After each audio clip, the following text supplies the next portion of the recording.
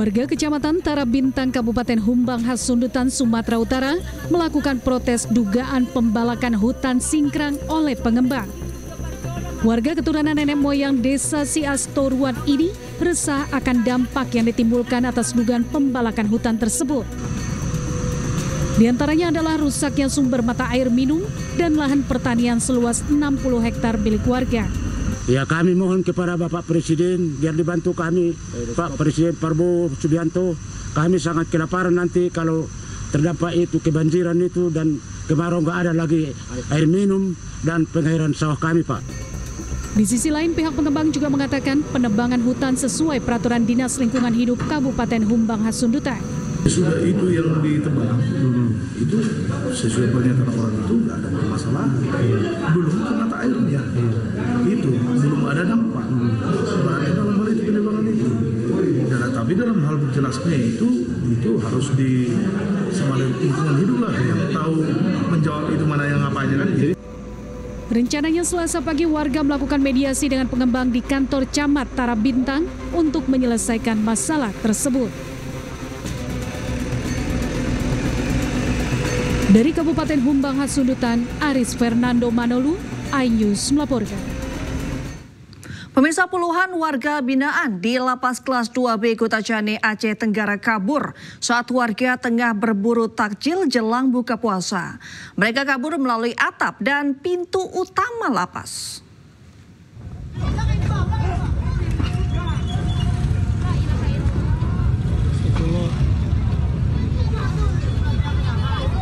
Warga Aceh Tenggara yang tengah berburu takjil dibuat panik dengan kaburnya sejumlah warga binaan Lapas Kelas 2B Kutacane, Aceh. Para tahanan ini melarikan diri secara bergerombol melalui atap dan pintu utama lapas. Akibat ulah para tahanan, lalu lintas di depan lapas macet. Beberapa di antaranya bahkan terlihat mengadang pengguna jalan yang lewat di depan lapas. Dalam insiden ini, sejumlah tahanan berhasil diamankan kembali oleh petugas lapas dan polisi. Saat ini pihak lapas dan polisi masih melakukan pendataan dan terus melakukan pencarian terhadap tahanan yang belum kembali. Dari Aceh Tenggara Aceh, Medi Arjuna, iNews melaporkan. Pemirsa, terdakwa kasus pembunuhan bos rental dituntut penjara seumur hidup, sementara satu terdakwa dituntut hukuman penjara 4 tahun. Mereka juga harus membayar sejumlah restitusi kepada korban. Perkara nomor Yang terdakwa Bambang Apri Atmojo dan Sertu Akbar Adli dituntut penjara seumur hidup atas kasus pembunuhan bos rental mobil. Kedua terdakwa dinyatakan bersalah melakukan penadahan yang berujung penembakan. Hal itu disampaikan auditor militer saat membacakan tuntutan terhadap para terdakwa.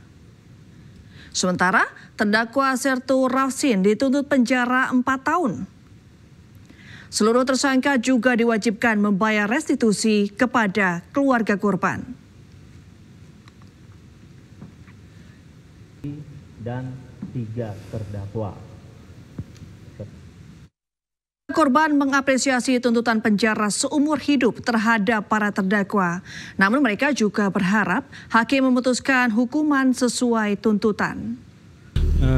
Pertama-tama kami mengucapkan terima kasih kepada semua media ya sudah membantu untuk mengawal kasus penembakan ayah saya sampai saat ini.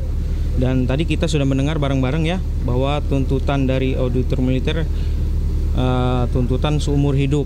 Yang pertama kami mengapresiasi untuk tuntutan itu dan kami juga dari pihak korban menunggu putusan akhir dari hakim karena majelis hakim bukan hanya sebagai corong hukum tetapi juga merupakan corong keadilan untuk kami selaku korban pada kasus ini begitu.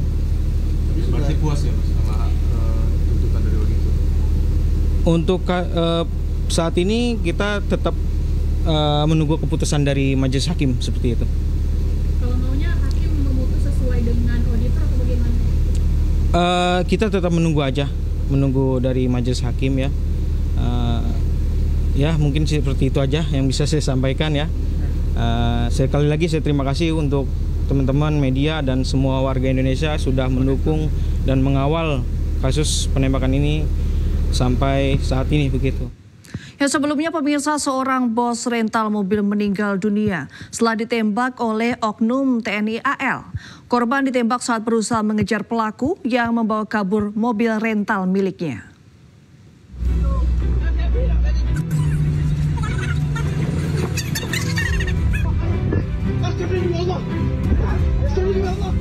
Seorang bos rental mobil bernama Ilyas Abdurrahman meninggal dunia setelah ditembak oleh oknum TNI Angkatan Laut.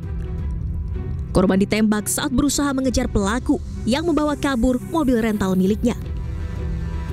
Aksi penembakan itu terjadi di res area kilometer 45 Tol Tangerang Merak, Kecamatan Jayanti, Kabupaten Tangerang, Banten pada 2 Januari 2025 lalu. Korban dinyatakan meninggal dunia setelah mendapat perawatan di rumah sakit akibat luka tembak di bagian dada. Kejadian berawal saat Ajat Supriyatna menyewa mobil korban selama 3 hari sejak 31 Desember 2024.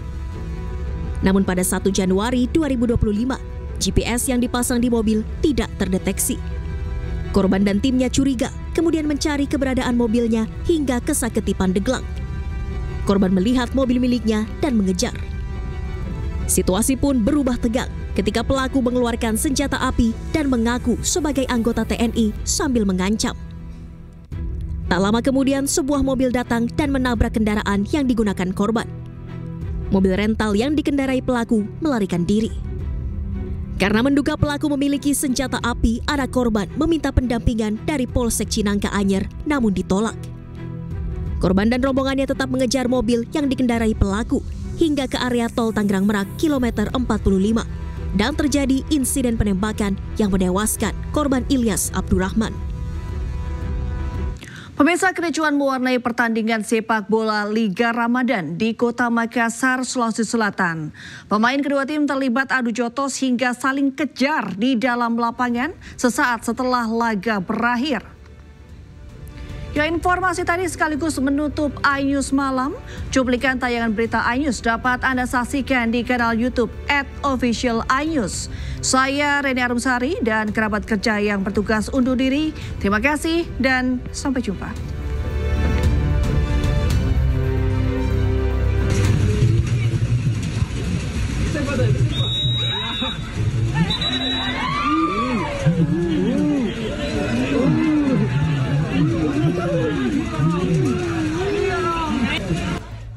Pertandingan sepak bola Liga Ramadan di Kota Makassar, Sulawesi Selatan berakhir ricuh. Kedua tim terlibat keributan sesaat setelah laga usai. Keributan dipicu karena kaki salah satu pemain dari Maspul FC mengenai pemain Bintang Galaksi saat menendang bola. Akibatnya, pemain dari kedua tim tersebut emosi hingga saling kejar-kejaran dan adu jotos. Kericuan akhirnya terhenti setelah petugas dan penonton melerai para pemain. Pihak panitia pun diskualifikasi 10 pemain dari kedua tim yang diduga terlibat keributan. Mereka juga dilarang bermain di sepak bola Ramadan pada tahun-tahun berikutnya. Jadi tadi malam kita sudah lakukan rapat panitia antara kami berkoordinasi dengan perangkat pertandingan, koordinator wasit semua. Sanksi yang kita jatuhkan mendiskualifikasi 10 pemain, 5 dari Bintang Galaksi dan 5 dari Mas Hendry Pulu FC. Jadi sanksi itu mereka sudah tidak boleh lagi ikut sisa kompetisi dan tidak boleh lagi ikut Liga Ramadan selama Liga Ramadan berlangsung. Dalam pertandingan Liga Ramadan ini, Bintang Galaksi meraih kemenangan 3-0 melawan Maspul FC. Dari Makassar, Leo Muhammad Nur, iNews melaporkan.